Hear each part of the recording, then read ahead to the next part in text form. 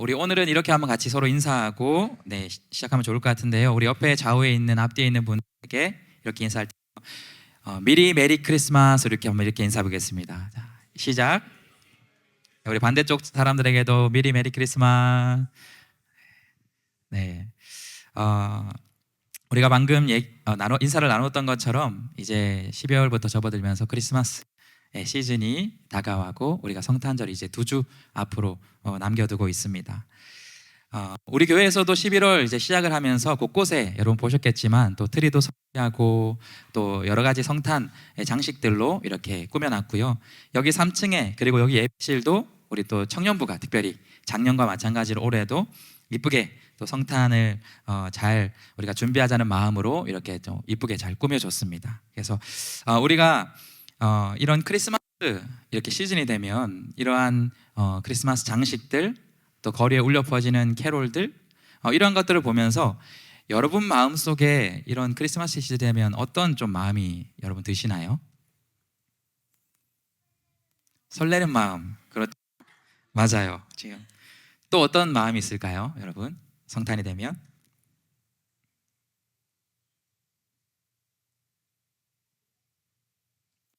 아무 감흥이 없나요? 저도 몇 가지 키워드 적어봤는데 설렘, 그리고 뭐 로맨틱, 데이트, 쇼핑, 캐롤 이런 세상의 이 크리스마스 시즌을 특히 요즘에 이런 성탄절을 앞두고 생각해보면 이런 키워드들이 많이 떠오르는 것 같아요. 거리 곳곳에 이미 수많은 캐롤들이 울려 퍼지고 또 많은 사람들이 이 크리스마스 때 또 어떻게 보낼까, 어떤 선물을 할까, 벌써부터 백화점은 이 크리스마스 시즌으로 그렇게 홍보하면서 그런 시간들을 보내는 걸 보면서 이런 키워드들이 세상을 바라볼 때 조금 드는 것 같습니다. 그렇기 때문에 덩달아 어쩌면 우리 교회에서도 우리 여기 있는 청년들도 이 크리스마스 시즌이 되면 마찬가지로 우리도 그와 같은 세상과 비슷한 설렘과 세상과 비슷한 계획들을 하고 있진 않은지 한번 우리가 돌아봤으면 좋겠습니다.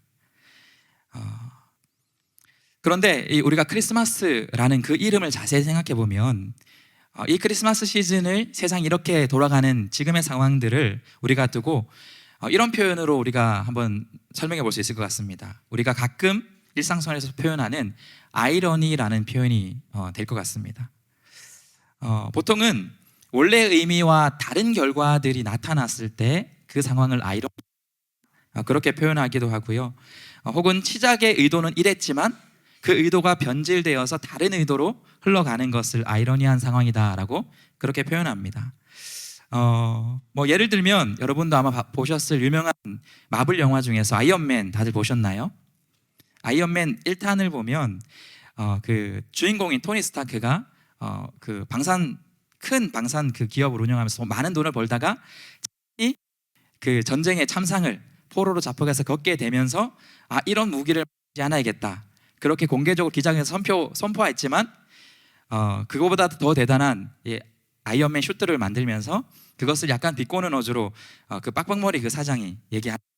토니, 정말 아이러니하지 않아? 세상의 모든 무기를 없앤다고 했던 자네가 역사상 가장 강력한 무기를 만들지 않았는가? 정말 아이러니한 상황이다라고 그렇게 표현하는 것처럼 이러한 상황을 아이러니한 상황이다라고 표현합니다. 우리가 좀 더 일상생활로 가볍게 쓰는 표현 중에는 안고 없는 찐빵, 찐빵에 안고가 있는 것이 너무나 당연하고 우리가 그렇게 기대하는 바인데 열었을 때 안고가 없으면 여러분 어때요? 황당하죠. 속상하죠. 이 아이러니한 상황도 그런 상황이라 할 수 있습니다. 세상에 이 크리스마스를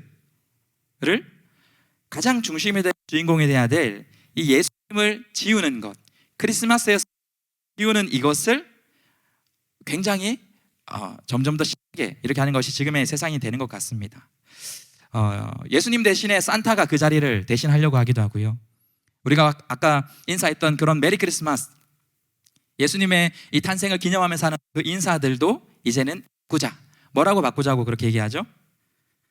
해피 할리데이라고 해서 예수님 믿지 않는 사람들에게 우리가 모두 인사를 할 수 있도록 크리스마스를 그날로 그런 인사로 바꾸자라고 세상은 그렇게 이야기합니다. 그리고 제가 또 크리스마스의 아이러니 이런 것을 검색해 보니까 그런 블로그 내용이 있더라고요.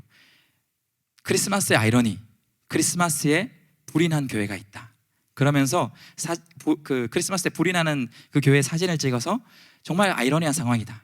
크리스마스는 교회에서 탄생을 축하하면서 그 교회의 예수님이 지켜주고 기뻐해야 될 그 날인데 저렇게 불이 나지 않느냐, 정말 아이러니한 상황이지 않느냐라는 그러한 내용을 보기도 했습니다.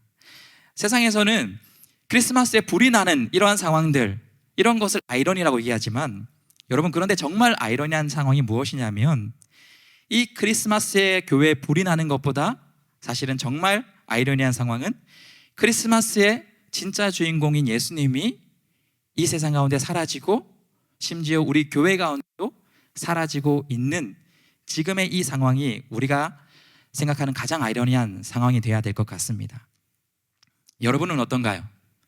여러분 마음속에 이 크리스마스, 다가오는 크리스마스 생각할 때에 예수님으로 설레시나요? 예수님이 여러분 그 크리스마스의 중심으로 자리 잡고 계신가요?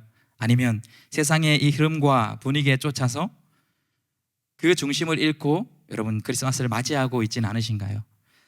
혹여나 그런 마음이 있었다면 우리가 오늘 말씀을 함께 다시 한번 살펴보면서 크리스마스의 진정한 의미가 무엇인가를 우리가 한번 다시 점검해보고 다가오는 성탄절을 그래서 어떻게 준비해야 될 것인가 라는 것을 오늘 말씀을 통해서 다시 한번 결단하는 그러한 시간 되기를 간절히 바랍니다. 성탄절, 여러분 크리스마스, 이 날은 바로 이름 그대로 예수님이 탄생하신 날을 기념하는 그 날이 성탄절이자 또 영어로는 크리스마스.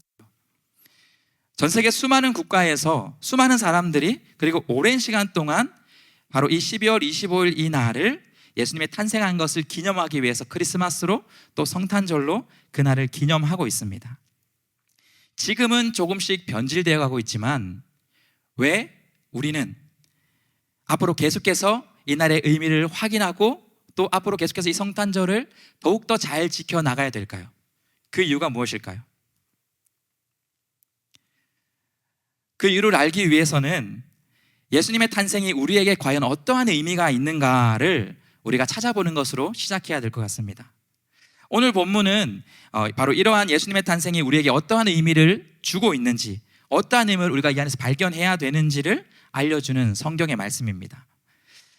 여러분, 신약 성경의 시작이 어떤 복음서로 시작하죠? 마태복음입니다. 그리고 그 마태복음의 시작 1장 1절은 어떤 말씀으로 시작하죠? 아브라함으로부터 시작해서 예수님의 족보, 예수님의 계보가 어떻게 아브라함으로부터 지나왔는지를 마태복음 첫 번째 신약 성서의 첫 번째 복음인 마태복음에서 가장 시작 절에서 17절까지 예수님의 이 족보를 이야기합니다. 그리고 바로 그 족보가 끝나자마자 이어지는 본문이 우리가 읽었던 18절부터 나타나는 본문인데요, 바로 그것은 예수님께서 이 땅에 태어나시는 그 과정의 이야기를 예수님의 족보 이후에 가장 먼저 소개하고 있다는 것입니다. 신약 성경의 가장 첫 번째에 있는 마태복음, 그 가운데 족보를 제외한 가장 처음 나오는 스토리가 오늘의 이 본문의 스토리라고 생각했을 때 그 중요도가 얼마나 클까라는 것을 생각하면서 오늘 본문을 살펴보면 우리가 말씀을 더 집중할 수 있을 것 같습니다. 오늘 1장 18절의 그 시작을 보면 예수님의 태어나심은 이러하다라고 얘기하면서 예수님의 태어나심이 어떠한지에 대해서 이야기합니다. 그의 어머니 마리아가 요셉과 약혼하고 나서 같이 살기 전에 마리아가 성령으로 잉태한 사실이 드러났다. 예수님의 태어나심을 이제 소개하면서 중요한 두 인물의 이름이 나옵니다. 누구와 누구죠? 두 인물 이름이 나오고 있는 18절에 나오고 있는 인물이 누구죠? 마리아와 요셉. 여러분, 마리아는 누굽니까? 우리가 잘 아는 것처럼 예수님을 낳으신 그런 또 사람이고요. 요셉은 누구죠? 오늘 본문의 말씀을 보면 이 마리아, 예수님을 낳게 될 이 마리아와 지금 약혼한 상태에 있는 한 남자가 바로 요셉이다라고 이야기합니다. 마리아와 요셉은 지금 약혼한 그런 그 관계에 있는 두 사람이었고요.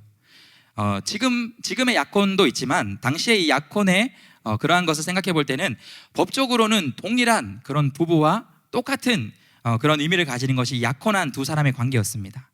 그런데 이렇게 결혼한 것과 똑같은 의미를 가진 이 두 사람과의 관계 사이에서 어느 날 청천벽력 같은 그러한 사건이 발생합니다. 그것은 뭐냐면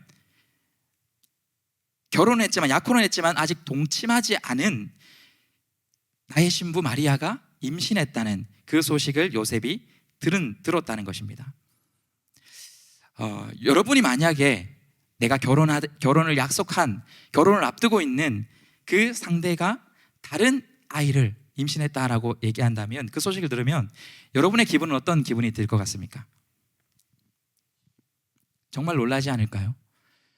세상에 그런 배신감 같은 배신감이 없을 것입니다. 심할 때는 증오감 같은 것들도 들 것 같은 것이 지금의 이 두 사람이 겪고 있는 상황이다라는 것이죠. 그런데 오늘 19절 말씀을 보면 이 요셉은 그럼에도 불구하고 의로운 사람이었다라고 얘기합니다. 그렇기 때문에 이 마리아의 내 아이가 아닌 다른 어떤 그 아이를 임신한 그 마리아의 임신의 사건을 조용히 덮어주려는 그러한 결심을 하게 됩니다. 그 이유가 약혼자에게 부끄러움을 주지 않으려고 가만히 파혼하려 하였다. 성경은 그렇게 기록하고 있습니다.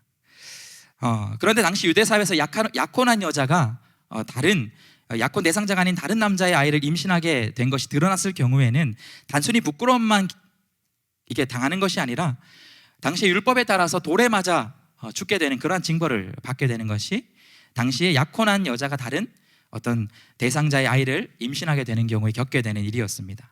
그렇기 때문에 요셉은 자기가 사랑했던 이 마리아를 그렇게 지켜주기 위해서 조용히 마리아를 떠나려고 했던 것입니다. 그럼에도 그 사랑했던 마리아와 그 내가 알지 못하는 그 아이를 받아주는 것은 이 요셉에게, 의로운 사람 요셉에게도 힘들었기 때문에 조용히 헤어질 결심을 한 것입니다. 그런데 20절의 말씀을 보면 요셉이 그런 생각을 하고 있을 때에 바로 그 순간에 이러한 일이 일어났다라고 이야기합니다. 우리 20절의 말씀을 다시 한번 함께 같이 읽어보도록 하겠습니다. 함께 읽겠습니다. 시작. 요셉이 이렇게 생각하고 있는데 주님의 천사가 꿈에 그에게 나타나서 말하였다. 다윗의 자손 요셉아, 두려워하지 말고 마리아를 내 아내로 맞아들여라. 그 태중에 있는 아기는 성령으로 말미암은 것이다. 지금 마리아 뱃속엔 태중에 있는 아기는 어떻게 생기게 된 것이라 이야기하고 있습니까? 성령으로 말미암은 것이다 라고 이야기합니다. 여러분, 세상에도 정말 뛰어났던 어떤 위인들 아니면 왕들의 탄생의 이야기를 보면 종종 굉장히 독특하고 정말 특별한 탄생 스토리를 가진 인물들이 역사 속에도 있습니다. 예를 들면 우리나라 고대 역사들 가운데에 우리가 잘 아는 신라의 초대왕 누구죠? 박혁거세. 박혁거세의 탄생 스토리를 보면 박혁거세는 어디에서 태어났다라고 우리가 보통 이야기하죠? 알에서 태어난 박혁거세, 신라의 초대왕. 이처럼 어떠한 한 인물이 정말 특별하다라는 것을 나타내기 위해서 그 인물의 탄생도 특별한 스토리로 만드는 것이 역사에 종종 있어 왔습니다. 그런데 예수님의 탄생 역시 동정을 지키고 있던 한 여자, 처녀에게서 성령 하나님의 역사 속에서 잉태가 되었다라는 그러한 특별한 스토리를 지금 이야기하고 있는 것입니다. 그런데 우리 성경의 말씀을 계속 읽어보면 세상의 박혁거세나 아니면 다른 어떤 특별한 인물의 탄생설화와 이 예수님의 특별한 탄생의 이야기는 분명히 다르다라는 것을 성경은 이야기합니다. 22절과 23절의 말씀인데요, 우리가 두 구절의 말씀도 다시 한번 함께 읽어보겠습니다. 22절부터 읽겠습니다. 시작. 이 모든 일이 일어난 것은 주님께서 예언자를 시켜서 이르시기를 보아라, 동정녀가 잉태하여 아들을 낳을 것이니 그의 이름을 임마누엘이라고 할 것이다 하신 말씀을 이루려고 하신 것이다. 임마누엘은 번역하면 하나님이 우리와 함께 계시다는 뜻이다.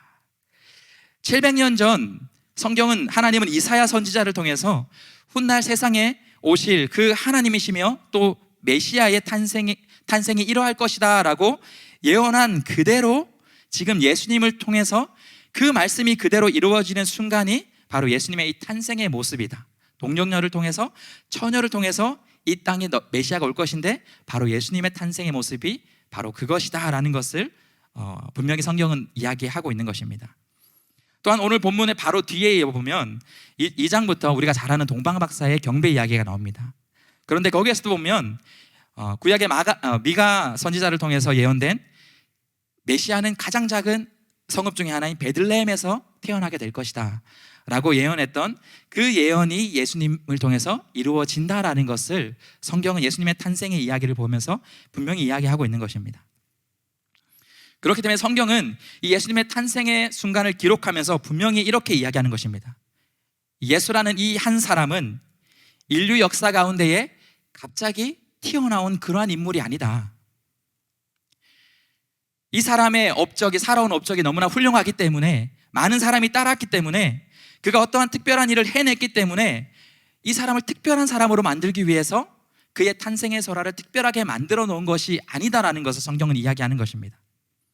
하나님께서 이미 먼 과거부터 우리 인류를 구원하시기 위해서 메시아를 보내시기로 약속하신 그 약속의 말씀이 이제 예수라는 한 사람을 통해서, 이분의 탄생을 통해서 그 말씀이 이루어진다라는 것을 성경이 예수님의 탄생의 이야기를 통해서 우리에게 보여주고 있다라는 것입니다.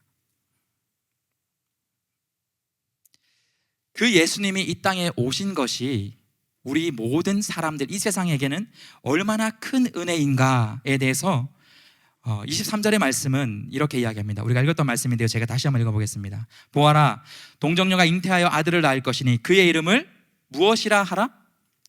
임마누엘이라 할 것이다 하신 말씀이 이루어질 것이다. 임마누엘을 번역하면 어떤 뜻이라고요? 하나님이 우리와 함께 계시다는 뜻이다. 저는 우리 오늘 본문의 말씀을 통해서 우리가 다시 한번 이 크리스마스의 온전한 의미를 다시 한번 회복하기 위해서는 바로 여기서 말하고 있는 예수님의 이름, 이 임마누엘의 이름의 의미를 온전히 아는 것이 우리가 진정한 크리스마스의 의미를 다시 한번 기억할 수 있는 중요한 키워드가 되는 것 같습니다. 임마누엘, 하나님이 우리와 함께 하신다. 바로 예수님이 그 이름을 가지실 분이다라는 것을 성경이 이야기하는 것입니다. 여러분, 이 말씀처럼 하나님은 지금 이 순간에도 우리와 함께 하는 줄 믿으십니까? 바로 이 자리에서도 저와 여러분과 함께 하시다는 사실을 여러분 믿으시나요?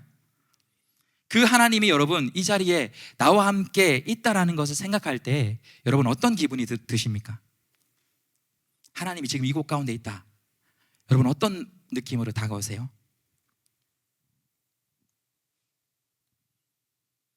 하나님이 이 자리에 함께 하신다. 기쁨의 마음이 드시는 분 계십니까? 감사의 마음이 드시는 분 계십니까? 설레는 마음이 혹시 드시는 분 있습니까? 혹시 이러한 감정이 아니라 두려운 마음이 드시는 분도 계십니까? 이 자리에 하나님 함께 하신다? 그걸 생각했을 때 두려운 마음이 드시는 분 계십니까?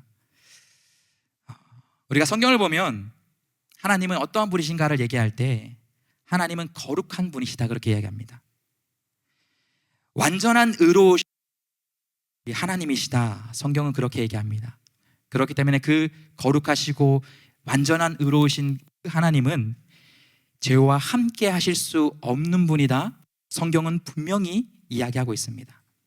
심지어는 그렇기 때문에 죄와 함께 하실 수 없는 것뿐만 아니라 죄에 대해서는 반드시 심판하시는 분이 하나님이시다, 성경은 분명히 이야기하고 있다는 것입니다.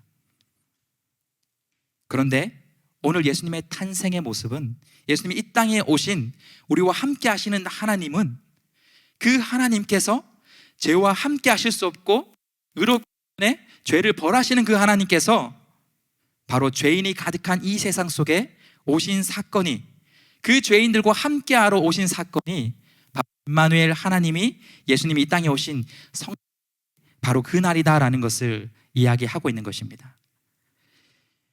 죄인과 함께할 수 없는 하나님이 이 세상에 오셨다. 죄 많은 나에게 예수님이 찾아오셨다.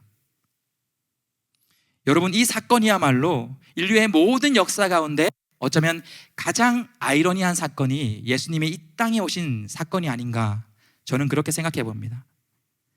죄와 함께할, 절대 할 수 없는 그 하나님이 죄인들 가운데 오신 사건이 바로 예수님 탄생, 바로 그 순간이기 때문입니다. 그렇기 때문에 이 크리스마스는, 예수님의 이 탄생은 단순히 은혜와 감사다라고 그렇게 가볍게 표현할 수 없는, 정말 있을 수 없는 일이 우리에게 일어난 사건이 바로 이 크리스마스의 날이다라는 것입니다.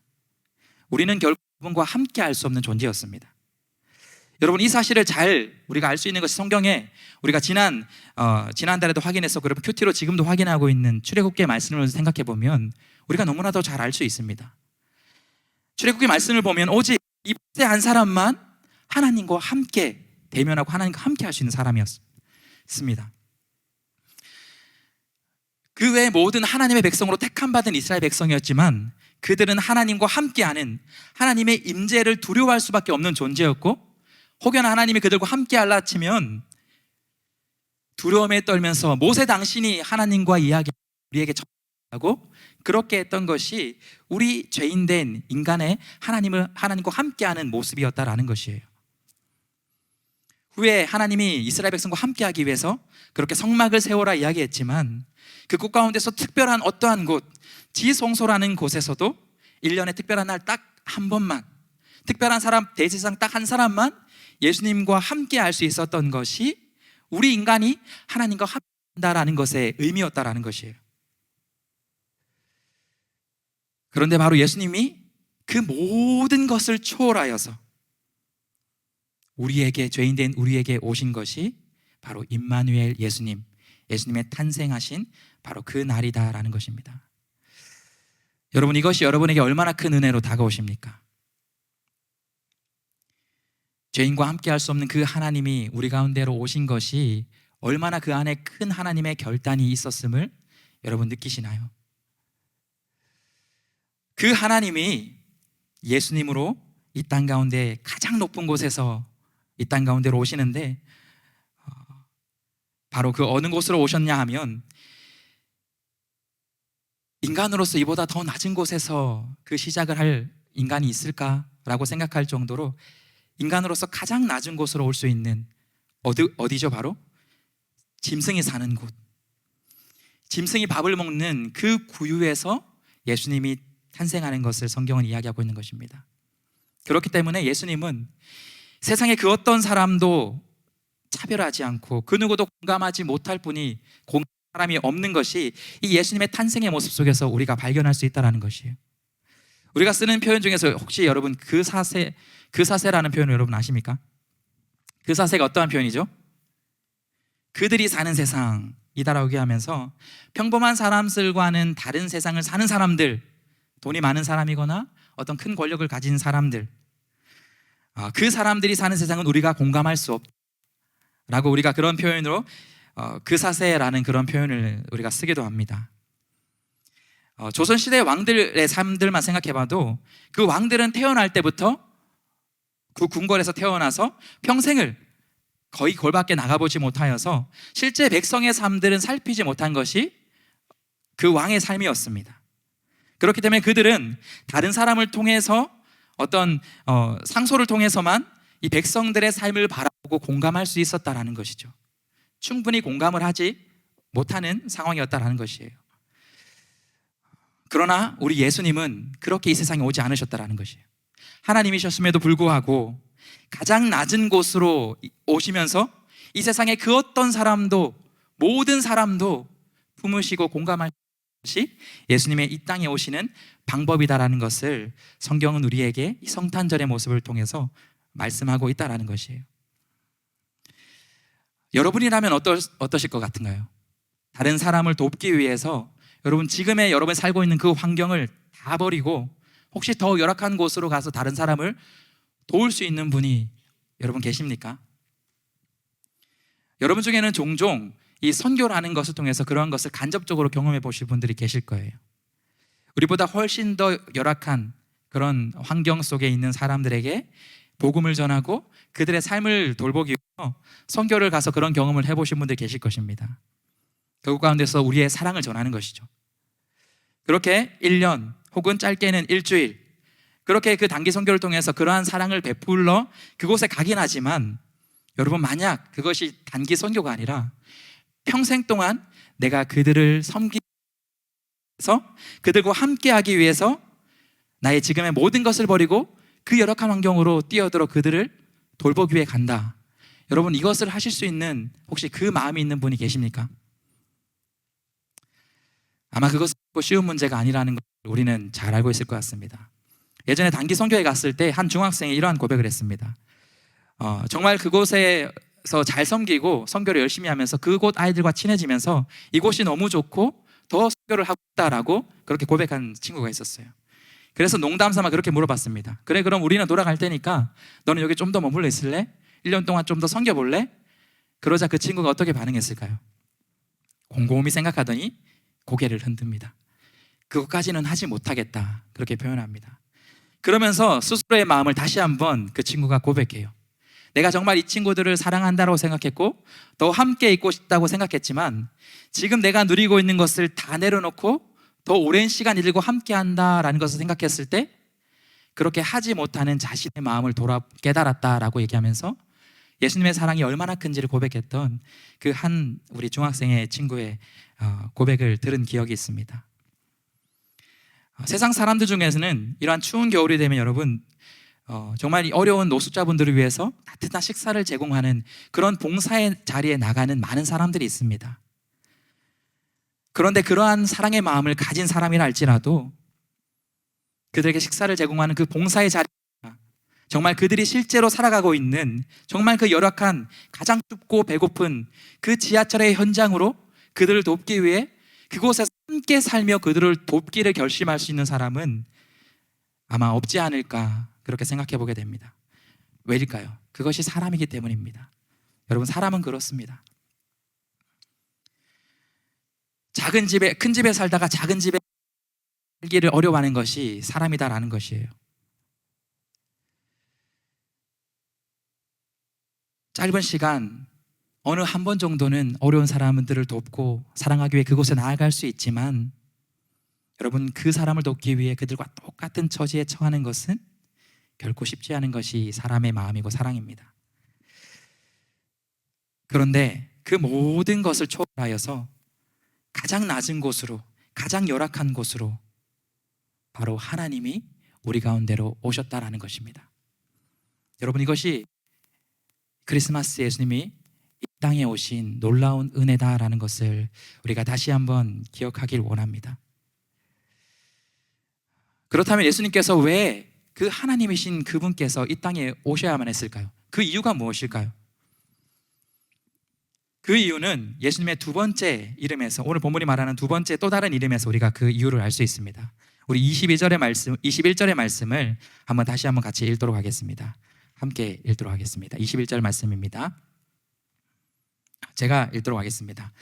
마리아가 아들을 낳을 것이니 너는 그 이름을 예수라고 하여라. 그가 자기 백성을 그들의 죄에서 구원하실 것이다. 여러분, 임마누엘이라는 예수님의 이 이름의 의미가 무엇이라 했죠? 하나님이 우리와 함께 하신다. 그런데 여러분, 우리가 예수님이라고 그렇게 부르는데 이 예수님의 이름의 뜻을 여러분 아시나요? 예수님의 이름의 뜻이 무엇일까요? 하나님이 구원하신다, 하나님이 구원자이시다 라는 것을, 그 이름의 의미가 있다는 것이요. 그런데 그 이름의 주인이 바로 우리가 구원자로 부르는 예수님이다. 우리를 구원하실 분이 바로 예수님이 이 땅에 오셨다라는 것을 그 이름을 통해서 우리에게 알려주고 있다라고 하는 것입니다. 예수님은 다른 어떠한 이유 때문에 하나님이신 그분이 가장 낮은 곳으로 온 그 이유가 무엇이냐면 바로 한 가지 이유, 우리를 구원하시기 위해 이 땅에 오셨다라는 것이에요. 여러분, 그런데 구원이 무엇입니까? 구원이 어떤 것이죠? 요한일서 4장 9절은 이렇게 이야기합니다. 하나님의 사랑이 우리에게 이렇게 나타난 바 되었으니 하나님이 자기의 독생자를 세상에 보내심은 그로 말미암아 우리를 살리려 하심이라. 구원이라는 것은 죄로 인해 죽을 수밖에 없는 존재를 다시 살리시는 것이 구원입니다. 생명을 주시는 것이죠. 여러분, 얼마나 감사합니까? 우리를 다시 살려주시는 것. 그런데 여러분, 그 구원의 방법이 무엇인지 아십니까? 구원하시기 위해서 이 땅에 예수님이 오셨는데, 그 이름을 가지고 오셨는데 그 구원의 방법이 어떤 방법이죠? 우리가 잘 아는 그 구원의 방법은 예수님의 생명으로 우리를 다시 살리시는 것이 구원의 방법이다라는 것입니다. 우리는 이것을 대속이라 그렇게 얘기합니다. 로마서 5장 10절은 그래서 이렇게 이야기합니다. 우리 로마서 5장 10절의 말씀 같이 함께 읽어보도록 하겠습니다. 함께 읽겠습니다. 시작. 우리가 원수 되었을 때에 그의 아들이 죽으심으로 말미암아 하나님과 화목하게 되었은즉 화목하게 된 자로서는 더욱 그리 살아나심으로 말미암아 구원을. 로마서 5장 10절은 원래는 우리가 하나님과 어떠한 관계에 있는 그런 사람이라고 이야기합니까? 하나님과 우리가 원수된 존재였다라고 이야기합니다. 함께 할 수 없는 것뿐만 아니라 하나님과 원수된 존재들이 우리 인간이었다라는 것이에요. 하나님과 우리와의 관계가 원수의 관계였다라고 합니다. 그런데 예수님께서 이 땅에 오셔서 우리를 구원한다라는 그 의미는 예수님이 죽으심으로 말미암아 우리를 살리시기 위하여서 이 땅에 오신 것이 예수님이 이 땅에 오신 목적이고 크리스마스의 진정한 의미다라는 것이에요. 여러분, 이것이 저는 성탄의 또 하나의 아이러니한 사건이 아닌가 생각합니다. 예수님은 죽기 위해서 태어나셨다라는 것이에요. 여러분, 이 세상 모든 사람들 중에서 죽기 위해서 태어나는 사람이 있을까요? 그런 사람은 있을 겁니다. 태어나 보니 내 삶이 정말 죽을 것처럼 힘든 상황을 경험하는 사람은 있지만 죽기 위한 목적으로 태어나는 사람은 아무도 없다라는 것이죠. 그 표현 자체가 아이러니입니다. 그런데 예수님의 이 탄생이 죽기 위해서, 바로 나를 위해서, 우리를 위해서 죽기 위해서 바로 태어나신 사건이 이 성탄절의 사건이다. 우리를 대신해서 죽으셔야만 우리를 구원하실 수 있기 때문에 이 땅에 그렇게 그 하나님이 오신 사건이 바로 크리스마스라는 사실을 생각하며 이 크리스마스가 정말 나를 위해서, 나를 대신해 죽기 위해서 예수님이 태어나신 날이구나 라는 그 사실을 우리가 다시 한번 깊이 묵상할 수 있는 그런 크리스마스 시즌이 되길 간절히 소망합니다. 예수님께서 우리의 죄를 위해서 이 땅에 오신 그 목적을 우리가 잘 아는 요한복음 3장 16절의 말씀은 이렇게 이야기합니다. 우리 요한복음 3장 16절의 말씀을 너무나 잘 아는 말씀이지만 다시 한번 함께 읽어보겠습니다. 함께 읽겠습니다. 시작. 하나님이 세상을 이처럼 사랑하사 독생자를 주셨으니 이는 그를 믿는 자마다 멸망하지 않고 영생을 얻게 하려 하심이라. 우리를 너무나도 사랑하셨기 때문에 하나님이신 그분이 이 세상에 오셨습니다. 나를 구원하시기 위하여서 그 목적을 가지고 이 세상에 오셨다는 것이에요. 그런데 그 목적을 이루시기 위해서는 죽을 수밖에 없기 때문에, 대속하여 죽을 수밖에 없기 때문에 그것을 알면서도 이 땅에 오신 그 성탄절의 그 크리스마스의 이 사건을 우리가 남은 2주 동안 깊이 묵상하며 그 주님의 사랑 앞에 우리가 어떻게 반응하며 나아가야 될지, 그렇게 크리스마스를 준비하며 나아갈 수 있는 저와 여러분이 될 수 있길 간절히 소망합니다. 우리 조금 늦었지만 우리 영상 하나를 함께 보고 마치려고 합니다. 우리를 위해서 이 땅에 오신 그 예수님의 사랑이 어떠한 사랑인지를 잘 보여주는 영상인 것 같아서 제가 함께 마지막으로 나누기를 원합니다. 네. 준비됐을까요?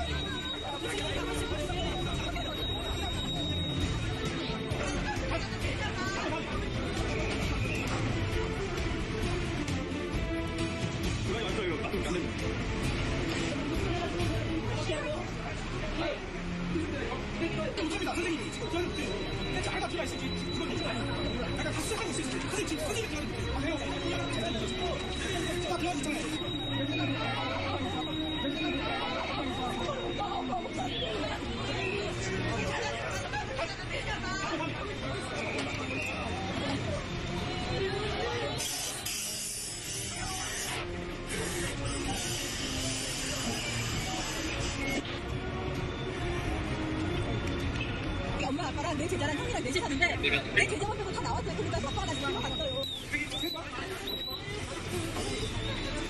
할머니 이유가 사람 있다 애가. 그 애가 있다는데 왜 애가 올라갔어요. 아빠가 올라갔어요.